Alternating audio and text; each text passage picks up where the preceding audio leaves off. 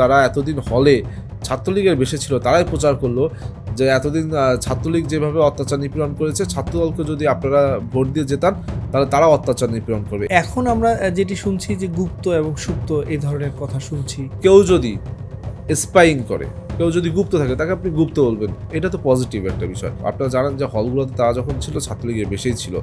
এখন আমি জানি না যে বিএনপি সরকার গঠন করেছে তারা আমাদের ভিতরে অনুপ্রবেশ করার চেষ্টা করছে কিনা, এবং সেই জন্য হয়তো বা তারা বারংবার ছাত্রলীগের সাথে আমাদেরকে তুলনা করে। কেননা আমরা তো মজলুম ছিলাম, আমরা নির্যাতিত ছিলাম, আমরা কেন মানুষকে নির্যাতন করব?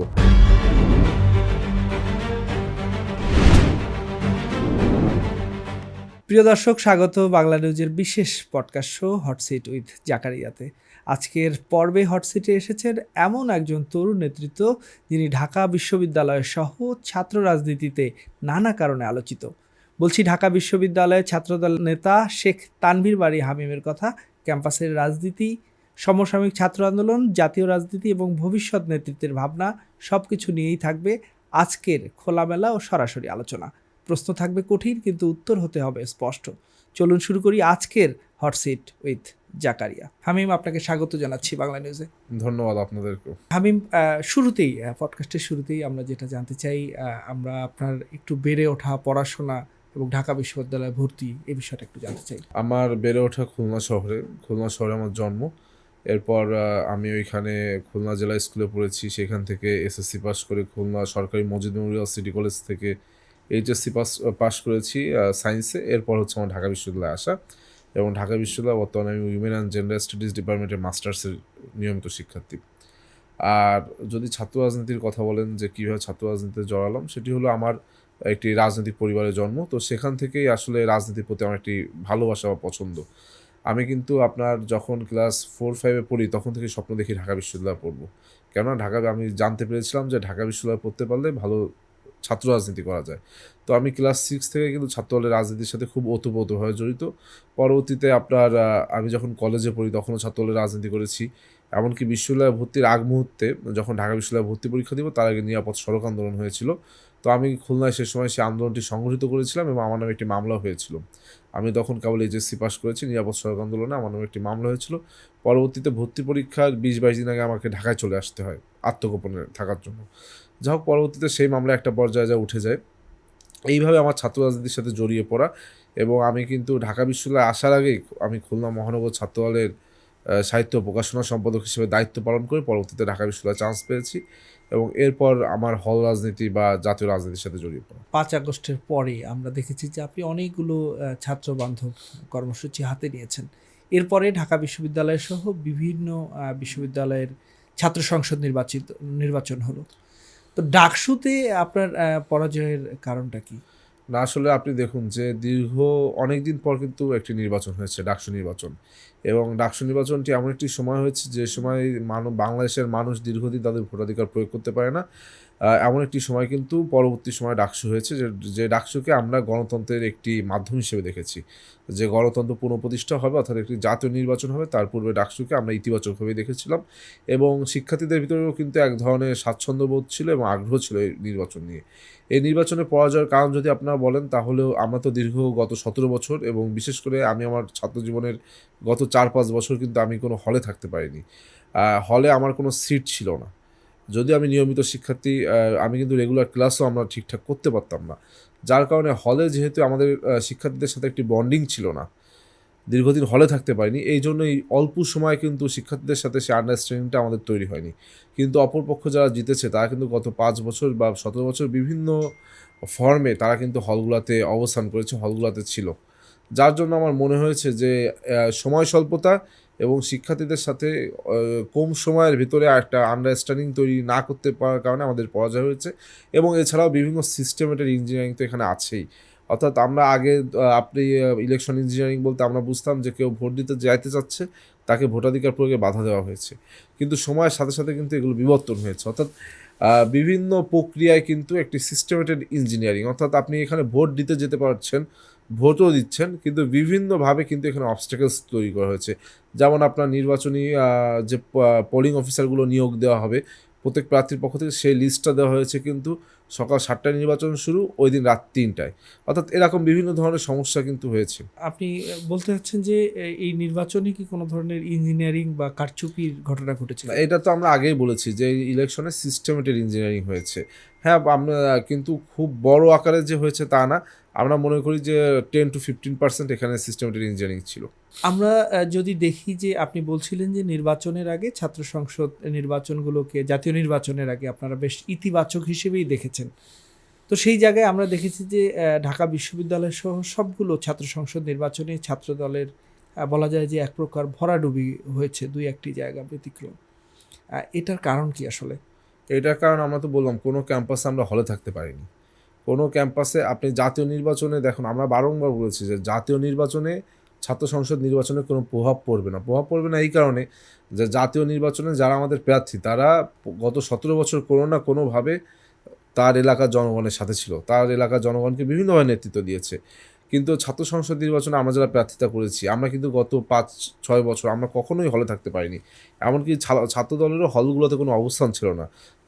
যেহেতু এটার প্রিমিয়াসিসটা ছোট, একটু ছোট আকারের, সুতরাং এখানে প্রভাব পড়বেই। কিন্তু জাতীয় নির্বাচনে কিন্তু সেটি পড়েনি। কিন্তু ওরা যারা জিতেছে এই নির্বাচনগুলোতে, তারা কিন্তু দাবি করেছিল যে জাতীয় নির্বাচনে প্রভাব পড়বে এবং জাতীয় নির্বাচনে তারা জয়লাভ করবে। কিন্তু আপনারা দেখেছেন যে জাতীয় নির্বাচনে কিন্তু তাদের এক প্রকার ভরাডুবি হয়েছে। ডাকসুর ইতোমধ্যে কিন্তু 6 মাস হয়ে গেছে, যেহেতু আপনি ডাকসুতে একটি গুরুত্বপূর্ণ পদে নির্বাচন করেছেন। আপনার চোখে আমি একটু জানতে চাই যে 6 মাসে ডাকসুর কার্যক্রমকে আপনি কিভাবে মূল্যায়ন করবেন? তাদের সফলতা কোথায়, ব্যর্থতা কোথায়? আসলে তাদের সফলতা যদি বলতে হয়, প্রথমে সফলতা দিয়ে শুরু করি। তাদের সফলতা যে তারা এই নির্বাচনকে, ফলাফলকে ব্যবহার করতে পেরেছে। অর্থাৎ তারা এই নির্বাচনের ফলাফলকে ব্যবহার করে শিক্ষার্থীদের কল্যাণে তারা কাজ না করলেও সারা বাংলাদেশে তাদের যে মাদার অর্গানাইজেশন আছে বাংলাদেশ জামাত ইসলামী, তাদের পক্ষে তারা নিজস্ব প্রচারণা চালাতে পেরেছে। কিন্তু আপনি যদি বলেন যে 6 মাসে আমার মূল্যায়ন কি?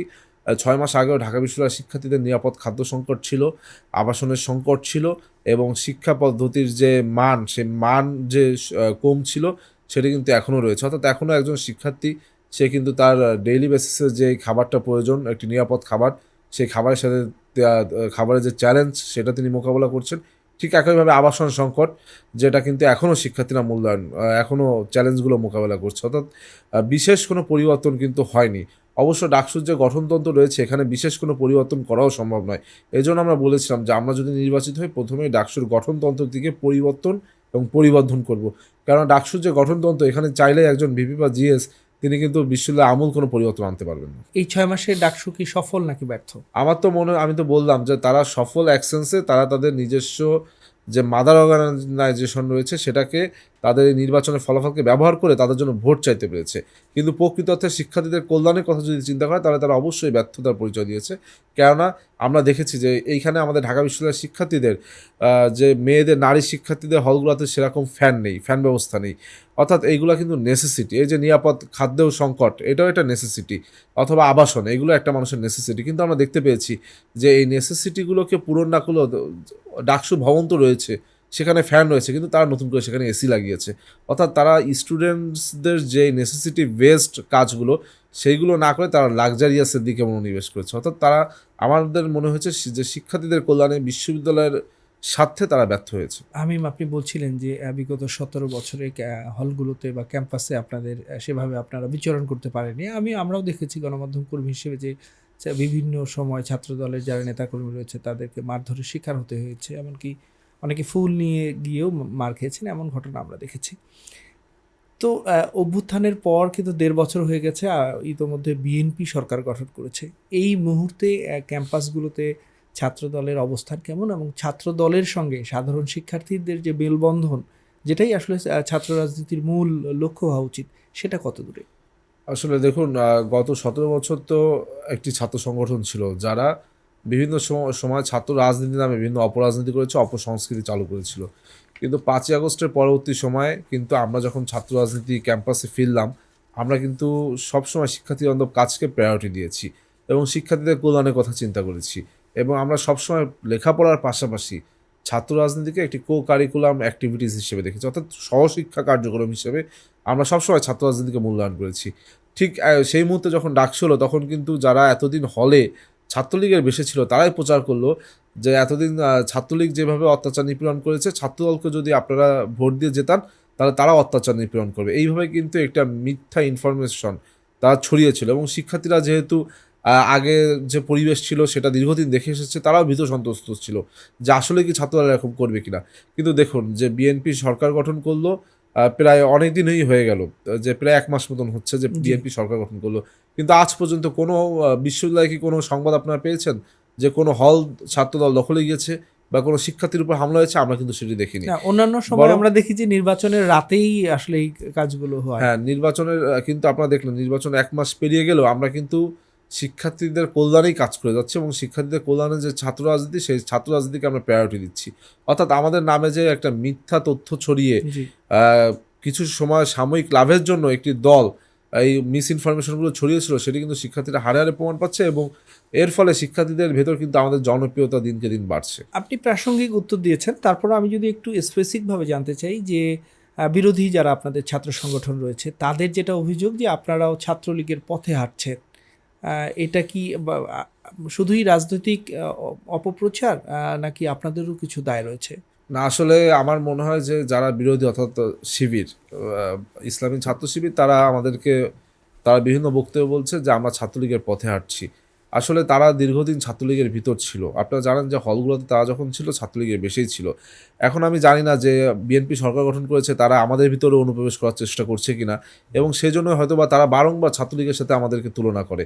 কেননা আমরা তো মজলুম ছিলাম, আমরা নির্যাতিত ছিলাম। আমরা কেন মানুষকে নির্যাতন করব? কেননা নির্যাতনের কি ব্যথা, কি কষ্ট, কি বেদনা একটা পরিবারের একজন সন্তানকে ঢাকা বিশ্ববিদ্যালয়ে যখন পাঠায়, এই ছেলে তার পড়াশোনা শেষ করে তার পরিবারের কিন্তু কর্মক্ষম একজন ব্যক্তি হয়। তার আয় উপার্জনের দ্বারা তার পরিবারটা পরিচালিত হয়। কেননা বেশিরভাগ মফস্বল থেকে আমাদের বা গ্রামগঞ্জের ছেলেরা কিন্তু ঢাকা বিশ্ববিদ্যালয়ে মেধার পরিচয় দিয়ে ভর্তি হয়। সুতরাং যখন একজন ছেলেকে বিভিন্ন সময় বিভিন্নভাবে ছাত্রলীগ পঙ্গু করে দিয়েছিল, হামলার শিকার করেছিল, তখন কিন্তু একটি পরিবারও ধ্বংস হয়ে যায়, যেগুলো আমরা নিজেরা সাক্ষী এবং নিজেরা সাফার করে এসেছি। সুতরাং আমরা কখনোই চাইবো না যে আমরা শিক্ষার্থীদের কল্যাণে রাজনীতি করতে এসেছি, শিক্ষার্থীদের উপর সে অপসংস্কৃতির রাজনীতি আমরা চালু করি। কিন্তু আমাদের প্রশ্ন যে যখন এই অত্যাচার নিপীড়নগুলো হতো, আমরা কিন্তু এর প্রতিবাদে যেখানেই যতটুকু পারি মিছিল মিটিং করতাম। কিন্তু এই যে আজকে যারা ছাত্র শিবিরের নেতৃবৃন্দ হিসেবে আত্মপ্রকাশ করলো, তারা তো তখন হলে ছিল। কই তাদেরকে তো দেখলাম না কখনো প্রতিবাদ করেছে এই হামলাগুলোর। সুতরাং তারা যেহেতু ছাত্রলীগের ভিতর ছিল, তারা সবকিছুকে সেই ছাত্রলীগের লেন্স থেকে দেখছে। যেহেতু এখন অল্প কিছু সময় হচ্ছে ১ বছর ১.৫ বছর যে ছাত্রলীগ বিতাড়িত হয়েছে, সুতরাং তারা এখনও সেই ট্রমা থেকে বের হতে পারেনি। রাজনীতির সৌন্দর্য হচ্ছে ভিন্ন মতের বা অন্য মতের যারা রয়েছে তাদের সঙ্গে সহাবস্থান। এই যেহেতু এখন বিএনপি ক্ষমতা গ্রহণ করেছে বা ক্ষমতায় এসেছে, ক্যাম্পাসগুলোতে আপনারা ভিন্ন মতের সহাবস্থান কতটুকু নিশ্চিত করবেন? বা এ ব্যাপারে আপনাদের দৃষ্টিভঙ্গি কি? আচ্ছা দেখুন, আমি একটি তুলনা করে দেখাই যে আমরা সবসময় বলি যে বিএনপি জনগণের দায়িত্ব পেয়েছে। আমরা ক্ষমতা টার্মটি ইউজ করতে চাই না যে আমরা বিএনপি রাষ্ট্রের দায়িত্ব পেয়েছি। তো আপনি দেখুন যে রাষ্ট্রের দায়িত্ব পাওয়ার আগেই কিন্তু বিএনপির যে চেয়ারম্যান, বর্তমান যিনি প্রধানমন্ত্রী হয়েছেন, তিনি কিন্তু আপনি দেখবেন যে এই যে আমাদের বিরোধী মতের যে শিক্ষার্থীরা রয়েছে, জি। যে ছাত্র সংগঠনের নেতৃবৃন্দ রয়েছে, সবসময় বিভিন্ন সময় কিন্তু বিষেধঘাত ছড়িয়েছে আমাদের বর্তমান মাননীয় প্রধানমন্ত্রীকে নিয়ে। বিভিন্ন সময় বিষেধঘাত ছড়িয়েছে, আমরা মিথ্যা অনেক সময় তথ্য বাজে, ছড়িয়েছে, বাজে মানে এমনকি বাজে স্লোগানও। মন্তব্যও করেছে। কিন্তু বিএনপির তৎকালীন চেয়ারম্যান তারেক রহমান তিনি কিন্তু তাদেরকে সাদরে গ্রহণ করেছে। অর্থাৎ তিনি সবসময় চেয়েছেন যে আমরা বিভিন্ন মতের, বিভিন্ন পথের হতে পারি। আমরা আমাদের ইডিওলজিক্যাল ডিফারেন্ট থাকতে পারে, সেপারেশন থাকতে পারি। কিন্তু আমরা একই টেবিলে বসে বাংলাদেশের স্বার্থে আমরা বিভিন্ন ধরনের আলোচনাও করতে পারি। এটা কিন্তু তিনি প্রমাণ করেছেন। এবং সেই বিএনপিরই একটি সহযোগী ছাত্র সংগঠন হিসেবে ছাত্রদলও কিন্তু সেটির পরিচয় দিচ্ছে। কেননা আমরা তো পারতাম যে একটি বাজে মন্তব্য করতে, বাজে কথা বলতে। আপনি কিন্তু দেখবেন আজ পর্যন্ত কোনো ছাত্রদল নেতার মুখ থেকে ছাত্র শিবিরের বিপক্ষে কোনো বাজে কটূক্তি বেরোয়নি। হ্যাঁ, আমরা সমালোচনা করেছি, সেটা কনস্ট্রাকটিভ সমালোচনা। কিন্তু তার বিপক্ষে তারা কিন্তু সবসময় বাজে মন্তব্য, উস্কানিমূলক মন্তব্য এবং কটু কথা ছড়িয়েছে, যেটি আমাদের মনে হয়েছে যে রাজনীতির জন্য এটা ভালো কোনো উদাহরণ নয়। এবং আরও একটি বিষয় আমার বারংবার মনে হয়েছে যে আমাদের বর্তমান যিনি প্রধানমন্ত্রী তারেক রহমান, তিনি কিন্তু সবসময় চেয়েছেন যে বাংলাদেশে একটি পরিবর্তনের রাজনীতি, ঐক্যের রাজনীতি এই মুহূর্তে প্রয়োজন। কেননা আমরা যেই শক্তির বিরুদ্ধে যুদ্ধ করে আজকে ৫ই আগস্টের পরবর্তী জুলাই আগস্ট গণঅভ্যুত্থান হলো, সেই শক্তির পক্ষে যারা আছে বিভিন্ন রাষ্ট্র, তারা কিন্তু বাংলাদেশের পরিবর্তনকে ভালোভাবে নেয়নি। সুতরাং আমাদের জাতিগতভাবে এখন ঐক্যবদ্ধ থাকার প্রয়োজনীয়তা রয়েছে, যেটি বর্তমান যিনি প্রধানমন্ত্রী তিনি কিন্তু খুব ভালোভাবে উপলব্ধি করেছিলেন বলেই সকল মত পথের মানুষকে একসাথে নিয়ে বসে আলোচনার টেবিলে বসেছেন। কিন্তু এই যে ধারাবাহিকতা, এই যে ঐক্যবদ্ধতা বারংবার আমরা দেখছি জামাত শিবিরের পক্ষ থেকে নষ্ট করা হচ্ছে। যেমন গতকালকে ঢাকা শহরের একটি ঘটনা ঘটেছে যে একটি লেগুনা থেকে একজন কোনো একজন আরেকজন আরেকজন লেগুনার লেগুনার ড্রাইভার ড্রাইভার সিরিয়ালে তাকে পিটিয়ে মেরে ফেলা হয়েছে সেখানে। কিন্তু সেটি জামাতের আমির সহ বিভিন্ন জামাত শিবিরের ছাত্র সংগঠনের নেতৃবৃন্দ প্রচার করলো যে বিএনপি লোকজন নাকি চাঁদা চেয়েছিল, চাঁদার ঘটনায় তাকে মেরে ফেলা হয়েছে। কিন্তু পরবর্তীতে দেখা গেল পুলিশ এবং র্যাবের যে তদন্ত, যে এখানে কোনো চাঁদাবাজির ঘটনা তো ছিল না, এমনকি কোনো রাজনৈতিক সংশ্লিষ্টতাও ছিল না। যাত্রী ওঠানো নামানোকে নিয়েই এখানে একটি সংঘর্ষ হয়েছে এবং সেখানে একজন নিহত হয়েছে। অর্থাৎ এই যে কিছু পেলেই, আপনারা আগে দেখেছেন যখন আপনার আওয়ামী লীগ ছিল, তার কাজ ছিল, আওয়ামী লীগের যে প্রধানমন্ত্রী ছিল তখন অবৈধ প্রধানমন্ত্রী, তার কাজ ছিল সকাল বিকাল বিএনপিকে গালিগালাজ করা। আমরা দেখছি সেই একই ভূমিকায় যারা আওয়ামী লীগের ভিতর ছিল তারাও একই ভূমিকায় এখন অবতীর্ণ হয়েছে। কোনো একটি কিছু দেখলেই বিএনপির বিরুদ্ধে তারা নিষেধাজ্ঞা ছড়াচ্ছে। সুতরাং এই যে অনৈক্যের রাজনীতি তারা শুরু করছে, এটা আমার মনে হয় যে দীর্ঘকালের জন্য বা বাংলাদেশের যে ঐক্যবদ্ধতার প্রয়োজন সেটির জন্য ভালো হচ্ছে না। বিগত 17 বছরে অর্থাৎ একদম স্বৈরাচারের সময় আমরা দেখেছি যে বিভিন্ন ক্যাম্পাসগুলোতে একটা ট্যাগিং দেয়া হতো, কাউকে ধরলে শিবির বলা হতো, ছাত্রদল বলা হতো। তো এখন আমরা যেটি শুনছি যে গুপ্ত এবং সুপ্ত এই ধরনের কথা শুনছি। এই ট্যাগিংয়ের রাজনীতিটা কি আবার ফিরে আসছে, নাকি এটিকে আপনি কিভাবে দেখছেন? না, আসলে ট্যাগ মানে কি? ধরেন ট্যাগ বলতে কোনো একটা কিছুকে বোঝায়, চিহ্নকে বোঝায়, যে চিহ্ন দ্বারা তার আইডেন্টিফিকেশন, তাকে আইডেন্টি করা সহজ হয়। তার আইডেন্টিটি কী? অর্থাৎ একজন মানুষ, এখন আপনি যদি একজন শ্রমিককে শ্রমিক বলবেন, একজন রিক্সা চালক তাকে রিক্সা চালক বলবেন, যিনি একজন ব্যবসায়ী তাকে ব্যবসায়ী বলবেন, আমি ছাত্র আমাকে ছাত্র বলবেন। কিন্তু কেউ যদি স্পাইং করে, কেউ যদি গুপ্ত থাকে তাকে আপনি গুপ্ত বলবেন। এটা তো পজিটিভ একটা বিষয়। আপনি একটা জামা কাপড় কিনতে গেলেও তো সেখানে ট্যাগ থাকে, সেই ট্যাগের মাধ্যমে আপনি বোঝেন যে এই জামাটা কী জামা, এই জামাটার দাম কত। সুতরাং ট্যাগকে আমরা পজিটিভ অর্থে ব্যবহার করতে চাই। হ্যাঁ, আপনি বলতে পারেন যে পূর্বে যখন বিভিন্ন শিক্ষার্থীকে ধরা হতো, আমরা যারা ছাত্রদল নেতাকর্মী ছিল তাদেরকে ছাত্রদল বলে বিভিন্ন সময় প্রহার করে পুলিশে দেওয়া হতো। ঠিক একইভাবে অনেক সময় কিন্তু অনেক সাধারণ শিক্ষার্থী, আমরা যারা ছাত্রদল করি আমরা তো পরিচয় আত্মপ্রকাশ করেই ছাত্রদল করি। সুতরাং যারা মার খেত তারা কিন্তু ছাত্রদল পরিচয় মার খেত। কিন্তু অনেক সাধারণ শিক্ষার্থী আছে, যেই শিক্ষার্থী আওয়ামী লীগের বিরুদ্ধে একটি কথা লিখেছে, সে কিন্তু কোনো রাজনৈতিক দলের সাথে সম্পৃক্ত না, কিন্তু একজন সাধারণ শিক্ষার্থীও কিন্তু সেই সময় প্রহারের শিকার হয়েছে।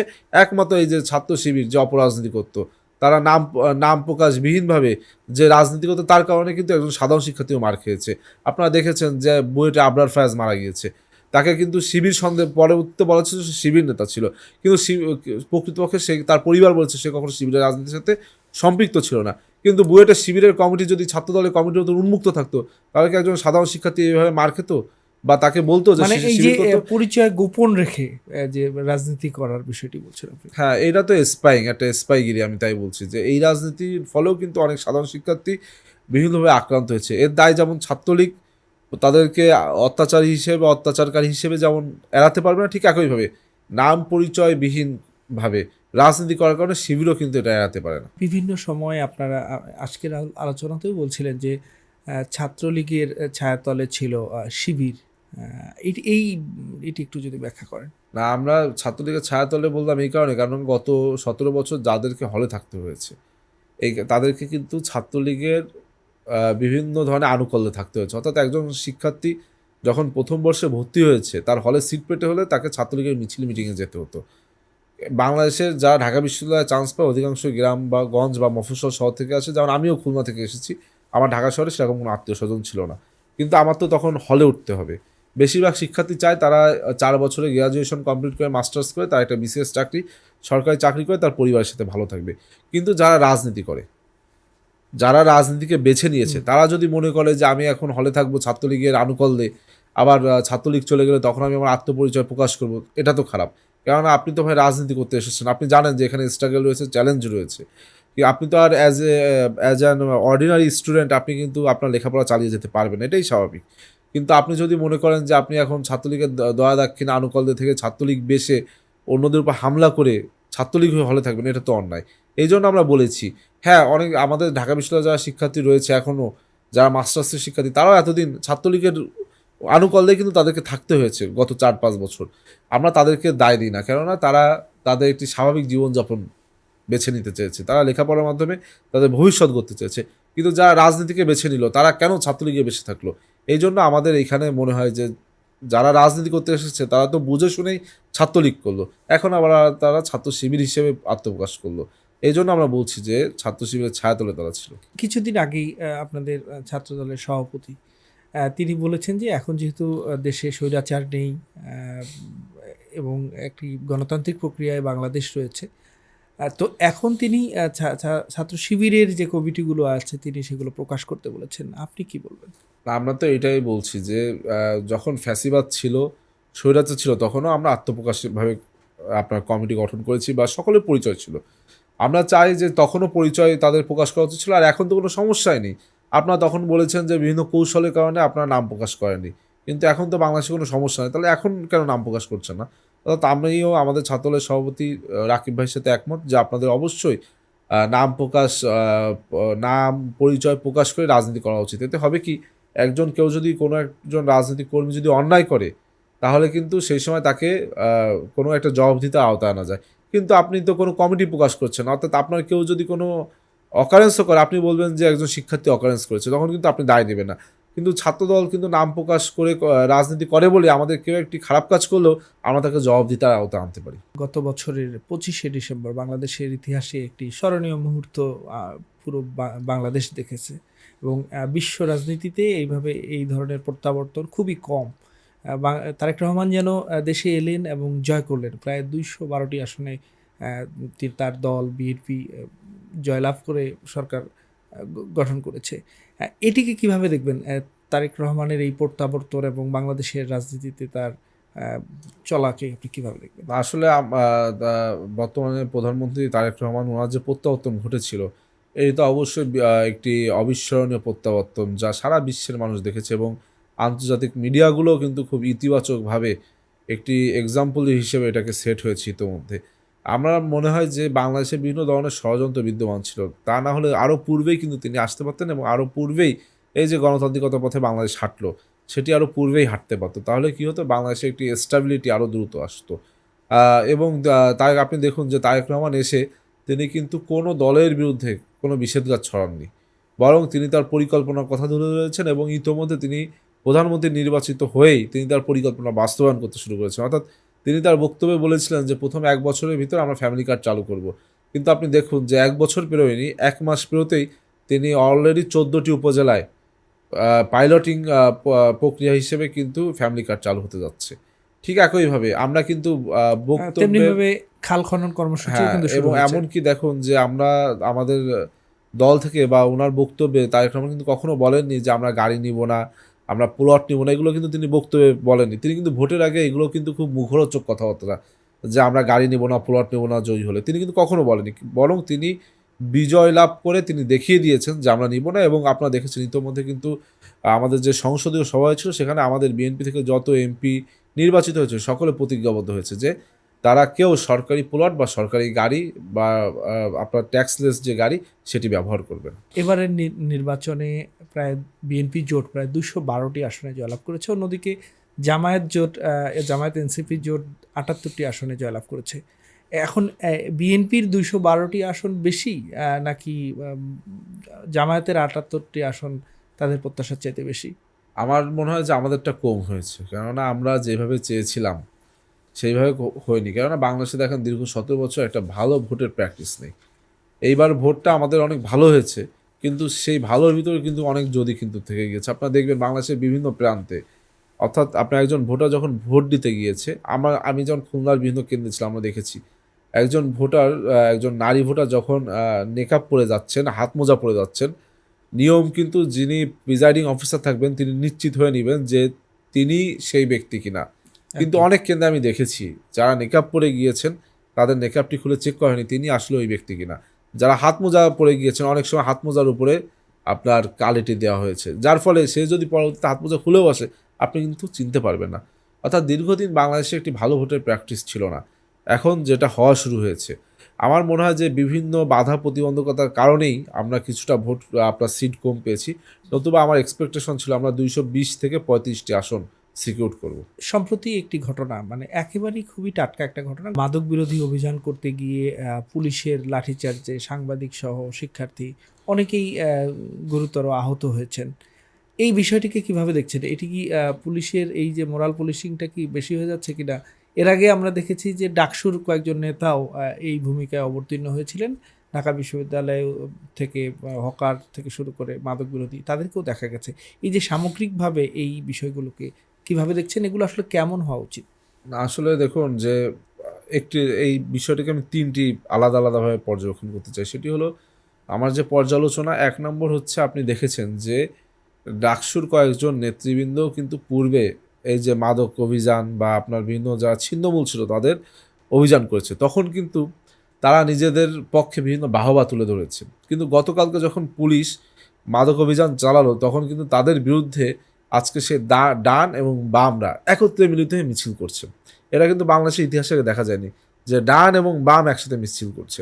কিন্তু পুলিশের কথা, আমার মনে হয়েছে পুলিশ যে কাজটি করেছে মাদক অভিযান সেটা ঠিক আছে। কিন্তু পুলিশ যেভাবে প্রহার করলো, আপনার বাংলাদেশের যে আইন, বাংলাদেশের যে সংবিধান বা পুলিশের যে আইন রয়েছে, সেই আইনে কিন্তু আপনি একজন ব্যক্তিকে চাইলেই এক হাতে লাঠিচার্জ করতে পারবেন না।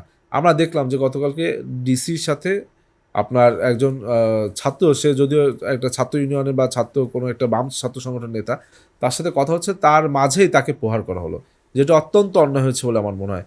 মাদক অভিযান চালানো অত্যন্ত ভালো কথা, কিন্তু পুলিশিংটা কেমন হবে এটা কিন্তু অত্যন্ত গুরুত্বপূর্ণ হয়ে উঠেছে। কেননা গত ১৭ বছর যে প্র্যাকটিস, গত ১৭ বছর বাংলাদেশকে একটি পুলিশি রাষ্ট্রে রূপান্তরিত করা হয়েছিল। আমার মনে হয়েছে সেই পুলিশি রাষ্ট্রের যে একটি হ্যাবিট ছিল, সেই পুলিশ এখনও তাদের হ্যাবিট থেকে বের হতে পারেনি। অর্থাৎ তাদের যে আপনার যে পরিমাণ ট্রেইনড আপ করা প্রয়োজন, তাদের যে ওয়ার্কশপের প্রয়োজন, যেইভাবে তাদের পুলিশিংটা কেমন হবে সে গাইডলাইন প্রয়োজন, এইটা এখন তাদেরকে আলাদা ওয়ার্কশপ সেমিনারের মাধ্যমে আলাদা করে তাদের রপ্ত করাতে হবে। কেননা আপনি দেখুন উপর মহলে অনেক রদবদল হচ্ছে, কিন্তু নিচের মহলে যারা এসআই কনস্টেবল তারা তো সে একই রয়ে গিয়েছে।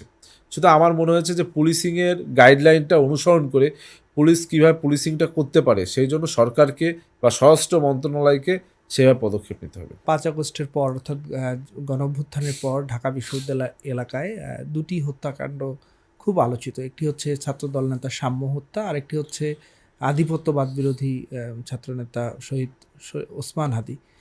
এই দুটি হত্যাকাণ্ড নিয়ে ছাত্রদলের অবস্থান কেমন ছিল এবং এই বিচারিক প্রক্রিয়া নিয়ে এখন পর্যন্ত কি আপনাদের মূল্যায়ন কি?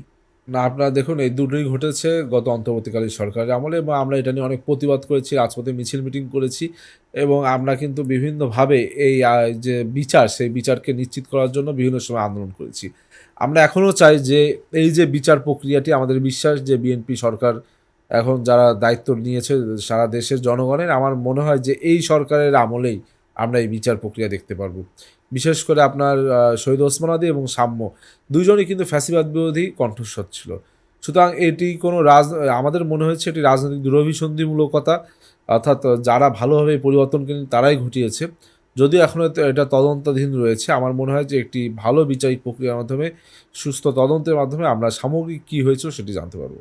এবারের গণঅভ্যুত্থানের পর ছাত্রদের একটি দল হয়েছে যারা একেবারেই অভ্যুত্থানের সামনে থেকে নেতৃত্ব দিয়েছে, এনসিপি। নির্বাচনের ঠিক কিছু কয়েকদিন আগে আমরা দেখলাম যে জামায়াতে ইসলামীর সঙ্গে এনসিপির একটা জোট হয়েছে, প্রায় সেখানে ১০টি দল ১১টি দল নিয়ে। এই জোটটিকে কিভাবে দেখছেন? এতে কি এনসিপির লাভ হলো নাকি এনসিপি আসলে আদতে মানুষের সমর্থন হারালো? না, আমার মনে হয়েছে যে আসলে এটা তো তাদের রাজনৈতিক প্রক্রিয়া। যদিও বিভিন্ন সময় বিভিন্ন রাজনৈতিক ব্যক্তি বলেছিলেন যারা অভিজ্ঞ রয়েছে যে যাহাই এনসিপি তাহাই জামাত শিবির। কিন্তু পরবর্তীতে কিন্তু তারা বিভিন্নভাবে প্রমাণ করেছে। যেমন গত কয়েকদিন ধরে আমরা বিভিন্ন টকশো দেখছি, সেই টকশোগুলোতে দেখছি আপনার এনসিপির যারা মুখপাত্র তারা জামাতকে বিভিন্নভাবে ফুটিয়ে তোলার জন্য প্রাণপণ চেষ্টা করছে। মানে তাদের যে একটি নিজস্ব সংগঠন রয়েছে এনসিপি, তাদের বক্তব্যে সেটি কোনো প্রমাণই পাওয়া যাচ্ছে না। যদিও বিভিন্ন সময় বিভিন্ন অভিজ্ঞ রাজনৈতিক ব্যক্তিবর্গ, যেমন আমাদের এবার হাওড়ের এমপি হয়েছেন ফজলুর রহমান, তিনিও কিন্তু বলেছিলেন যে যাহা এনসিপি তাহাই জামাত। তখন আমরা যারা ইয়াং জেনারেশন এটা ভুলভাবে রিড করেছিলাম। আমি নিজেও তার প্রতিবাদ করেছিলাম, কিন্তু আমি দেখলাম যে আসলে অভিজ্ঞতার কিন্তু একটি মূল্য রয়েছে।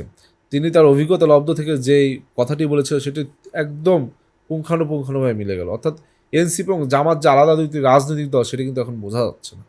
এতে আমার মনে হয় তাদের লাভ লস কি তারাই বলতে পারবে, কিন্তু আমার মনে হয়েছে জনগণের সমর্থন যে তারা হারিয়েছে তার প্রমাণ তো এই ভোট, এই নির্বাচন। প্রতিপক্ষ হিসেবে রাজনীতির সৌন্দর্য হচ্ছে যে একটি দল ক্ষমতায় থাকলে বিরোধী দল তার সমালোচনা করবে, বিভিন্ন কাজ নিয়ে যৌক্তিক সমালোচনা করবে। রাজনৈতিক প্রতিপক্ষ হিসেবে এনসিপি জামায়াত কেমন? আমার মনে হচ্ছে তারা খুবই দুর্বল, কারণ ইতোমধ্যে তো তারা কোনো কনস্ট্রাকটিভ আলোচনা আমরা দেখছি না, কনস্ট্রাকটিভ সমালোচনা দেখছি না, বরং আমরা খালি দেখছি বিভিন্নভাবে বিভিন্ন ষড়যন্ত্র, বিভিন্নভাবে দেশকে অস্থিতিশীল করা বিভিন্ন প্রক্রিয়া তারা নিয়োজিত হচ্ছে। এমনকি তারা কোনো আমরা তো দেখি না কোনো সমালোচনা বা কনস্ট্রাকটিভ কোনো প্রেস ব্রিফিং দেখি না, কনস্ট্রাকটিভ কোনো যে তারা কি নোটস এটা উপস্থাপন করছে জাতির সামনে, এরকম কিছু দেখা যাচ্ছে না।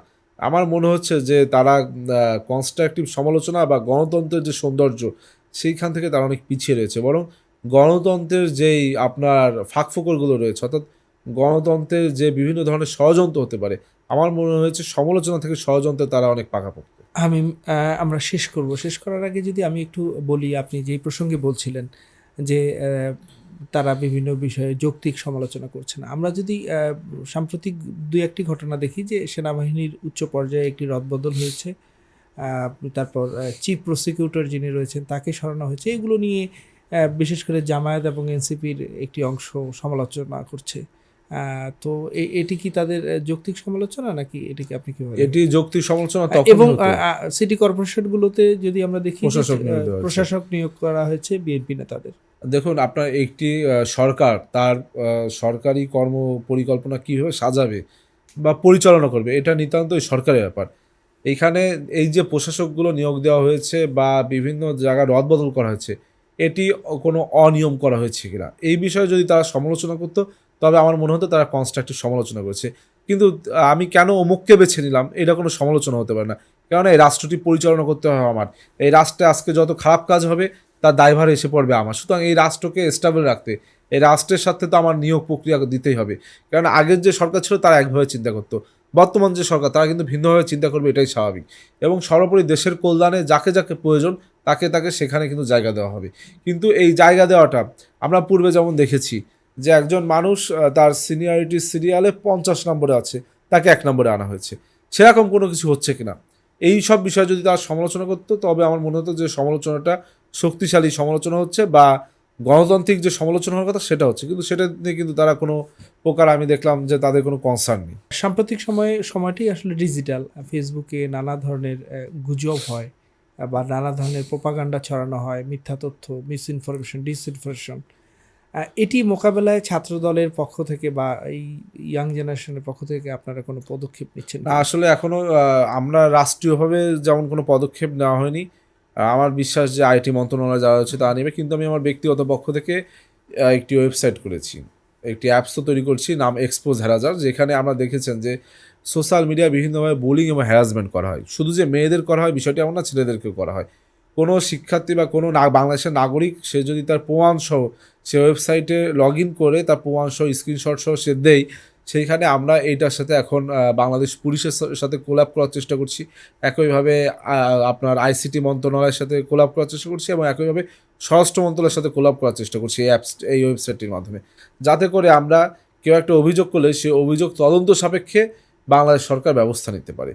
আমরা সেরকম একটি প্রক্রিয়া ইতিমধ্যে নিয়েছি এক্সপোজ হ্যারাজার নামে। একই সাথে যারা যারা এই কাজগুলো করছে অন্যায় করে, তদন্ত সাপেক্ষে তারা যদি প্রমাণিত হয় সেই ওয়েবসাইটে তাদের ছবি সহ আমরা প্রকাশ করব যে এই এই লোকটি এই অপকর্ম করেছে এবং এই অপকর্মটি করেছে, প্রমাণসহ সেই ছবি। এতে কি হবে, আমার মনে হয় যে যারা এই ধরনের অপকর্মগুলো করছে তারাও অনেকটা সচেতন হবে এবং তারাও এইখান থেকে বেরিয়ে আসবে। একদম আপনার সঙ্গে একটা প্রাসঙ্গিক প্রশ্ন যে সম্প্রতি ঢাকা বিশ্ববিদ্যালয়ের যিনি ভিসি ছিলেন তিনি পদত্যাগ করেছেন, তাকে কিভাবে মূল্যায়ন করবেন? বিগত বিভিন্ন সময়ে আপনার আন্দোলন সংগ্রাম করেছেন এবং 5 আগস্টের পরও বিভিন্ন ইস্যুতে যখন আপনাদের ভিতর একমত হতে পারেননি ছাত্র সংগঠনগুলো, তখন আপনারা ভিসির কাছে গিয়েছেন আর নানা ধরনের ঘটনা আমরা দেখেছি। তো আপনার সদ্য বিদায়ী ভিসিকে আপনি কিভাবে মূল্যায়ন করবেন? না, উনি তো দায়িত্ব পালন করেছে, বাংলাদেশের ক্রান্তিকালে দায়িত্ব পালন করেছে, কিন্তু বিভিন্ন ধরনের যে বাধা প্রতিবন্ধকতা একটি গণতান্ত্রিক পরিবেশ রক্ষার্থে সেটিও কিন্তু তিনি করেছেন। কিন্তু তিনি যেহেতু এখন তো নতুন একজন ভিসি আসবেন, আমার মনে হয় যে আমরা পরবর্তীতে ঢাকা বিশ্ববিদ্যালয় কীভাবে চলবে সেই বিষয়ে এখন কনসার্ন হওয়া উচিত। কিন্তু অতীত থেকে আমাদের শিক্ষা নেওয়া প্রয়োজন যে একজন ভিসি তিনি হুট করে পদত্যাগ করলেন এবং বাংলাদেশের জাতীয় নির্বাচনের আগের দিন তিনি পদত্যাগপত্রের ঘোষণা দিয়েছিলেন। দিয়েছিলেন কেন তিনি ঘোষণা দিলেন এটি নিয়েও কিন্তু আমাদের বিশ্লেষণ হওয়া প্রয়োজন। এই যে তিনি একটা পদত্যাগের ঘোষণা দিলেন, এটা নির্বাচনকে কোনোভাবে প্রভাবিত করেছে কিনা, তিনি পারেন কিনা, একটি জাতীয় নির্বাচনের আগে একটি বাংলাদেশের সবথেকে বড় একটি ঐতিহ্যবাহী বিশ্ববিদ্যালয়ের ভিসি কেন পদত্যাগ করার সিদ্ধান্ত নিলেন, এটাও কিন্তু আমার মনে হয় তদন্ত করা প্রয়োজন। এবং তিনি সবসময় বলেন তিনি একজন অরাজনৈতিক ব্যক্তিত্ব। আমার মনে হচ্ছে একজন প্রাপ্তবয়স্ক ব্যক্তি যিনি নিজেকে অরাজনৈতিক দাবি করে, তিনি সব থেকে বড় রাজনৈতিক ব্যক্তিত্ব। এর বাইরে আমার কিছু বলার নেই। আমরা তার জন্য শুভকামনা জানাই, কিন্তু তিনি যে কাজগুলো করে গিয়েছেন, আমার মনে হয় যে ইতিহাসের কাঠগড়ায় এগুলো বিভিন্নভাবে কিন্তু মূল্যায়ন করা হয়। একটি গণতান্ত্রিক সরকার ক্ষমতা গ্রহণ করেছে, বিদায় নিয়েছে অন্তর্বর্তীকালীন সরকার। তো সেই সরকারে কিন্তু 3জন ছাত্র উপদেষ্টা ছিলেন, এর মধ্যে আপনাদেরই রাজনৈতিক সহযোদ্ধা 3জনই। তাদেরকে যদি একটু তাদের মূল্যায়নটা যদি আপনার কাছে শুনতে চাই। আর তাদের আসলে মূল্যায়ন কি, সেটা তো তাদের যে গঠিত দল রয়েছে এনসিপি, সেখানে তো আমরা খুব বেশি লোক জিততে দেখলাম না। তাদের মূল্যায়ন বাংলাদেশের জনগণ যেভাবে করেছে, আমাদের মূল্যায়ন সেরকম। হামিম, আমরা শেষ করব। শেষ করার আগে একদম আপনি একজন ছাত্র দলের একজন রানিং নেতা, সাধারণ শিক্ষার্থী বা ছাত্রদের উদ্দেশ্যে আপনার বার্তা কি থাকবে? না, আমরা বার্তা দিব যে আমাদের বাংলাদেশের যারা বিভিন্ন পাবলিক ইউনিভার্সিটির স্টুডেন্ট এবং প্রাইভেট ইউনিভার্সিটি, বিশেষ করে পাবলিক ইউনিভার্সিটির আমরা যারা স্টুডেন্ট, আমরা কিন্তু বাংলাদেশের জনগণের ট্যাক্সের টাকায় পড়ি। সুতরাং লেখাপড়ার পাশাপাশি এই রাষ্ট্রকে নিয়ে আমাদের ভাবতে হবে। এই রাষ্ট্রের কল্যাণ কিসে হয়, এই রাষ্ট্রের কল্যাণ আমরা কীভাবে ঘটাতে পারি। শুধু লেখাপড়া করে আমরা একটা সরকারি চাকরি করে বা একটা চাকরি করে আমরা আয় উপার্জন করে পরিবার নিয়েই ভালো থাকবো, এই চিন্তা না করে বরং রাষ্ট্রের সাথে, দেশের বৃহত্তর সাথে আমরা কীভাবে কাজ করতে পারি। আজকে বাংলাদেশ সরকার বিভিন্ন পলিসির কথা বলছে, বিভিন্ন পলিসি নিচ্ছে।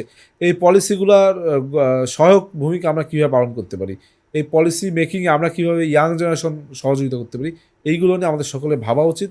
এবং আমাদের পলিসি যেন বাংলাদেশের কল্যাণে হয়, এবং বাংলাদেশের যে সরকারই যখন ক্ষমতা আসুক যেন ইয়াং জেনারেশনের স্টুডেন্টসদের পলিসিগুলোকে তারা গৃহীত করে, সেদিকে আমাদের মনোনিবেশ করা প্রয়োজন। অসংখ্য ধন্যবাদ হামিম, এতক্ষণ বাংলা নিউজের সময় দেওয়ার জন্য। আপনাদেরও বাংলা নিউজকে ধন্যবাদ যে আজকে অনেক সময় আপনাদের সাথে কথা বলতে পারলাম এবং আমার ভিতরে যে অপিনিয়ন্সগুলো আছে সেগুলো আপনাদের মাধ্যমে সকলের সঙ্গে শেয়ার করতে পারলাম। প্রিয় দর্শক, এই ছিল আজকের হট সিট উইথ জাকারিয়া। আর আজকে আমাদের সঙ্গে ছিলেন ছাত্রদল নেতা শেখ তানভীর বারী হামিম। আবারও দেখা হবে নতুন কোনো দিনে নতুন কোনো অতিথিকে নিয়ে। ততক্ষণ পর্যন্ত ভালো থাকুন, সুস্থ থাকুন এবং বাংলা নিউজের সঙ্গেই থাকুন।